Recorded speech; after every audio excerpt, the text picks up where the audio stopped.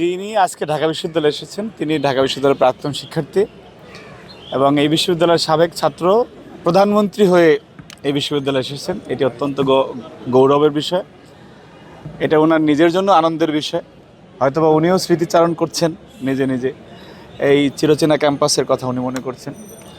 তো আপনি নিজে ভেবে দেখেন যে যে বিশ্ববিদ্যালয়ের ছাত্র ছিলাম সেই বিশ্ববিদ্যালয়ের প্রধানমন্ত্রী হয়ে আসলে আসলে কেমন লাগতে পারে। পাশাপাশি আমাদের কাছে একটি পরম আনন্দের বিষয় এবং উদযাপনেরও বিষয় বটে, কিন্তু আমরা কোনো আড়ম্বরপূর্ণ উদযাপন করিনি, সেটা আপনি বললেন। কারণ এই ক্যাম্পাসে আমরা ফ্যাসিবাদ বিরোধী আন্দোলনে, গণতন্ত্র পুনরুদ্ধারের আন্দোলনে আমরা বহুবার নির্যাতনের শিকার হয়েছে।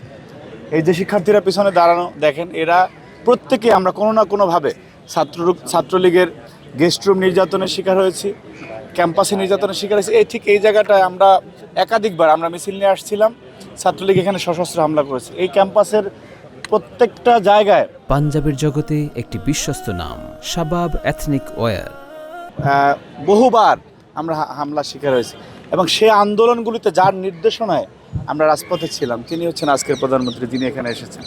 সুতরাং তার জন্য আমরা তার নির্দেশনায় আমরা জীবনের ঝুঁকি নিয়েছি এবং সেই পরম আরাধ্য ব্যক্তি উনি আজকে ঢাকা বিশ্ববিদ্যালয়ে এসেছেন, ঢাকা বিশ্ববিদ্যালয়ের একজন শিক্ষার্থী হিসাবে এবং ছাত্র সংগঠনের একজন কর্মী হিসেবে আমি নিজেও আনন্দিত।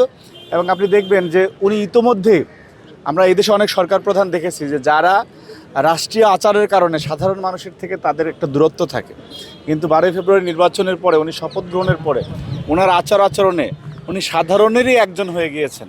সেটি আপনি দেখবেন কোনো সময় উনি প্রথা ভেঙে যারা এই ক্যামেরার পেছনে থাকে তাদের সাথে গিয়ে উনি করমর্দন করছেন। কোনো সময় দেখা গেছে যে এবং অধিকাংশ সময় আপনি দেখবেন যে উনি রাস্তার ভিতরে সিগনালে পড়ে থাকেন, একজন সাধারণ মানুষ গিয়ে ওনার সাথে কথা বলে। ওনার প্রতিদিনের আচরণে সেই সাধারণ মানুষের একজন নেতা হিসেবে সেটি প্রতিফলিত হচ্ছে, যেই কারণে ঢাকা বিশ্ববিদ্যালয়ের শিক্ষার্থীদের মধ্যেও এবং ইতিমধ্যে উনি অনেক বেশি জনপ্রিয়। কারণ ঢাকা বিশ্ববিদ্যালয়ের শিক্ষার্থীরা বিবেকবান, তারা বোঝে যে কাকে গ্রহণ করা উচিত, কাকে বর্জন করা উচিত।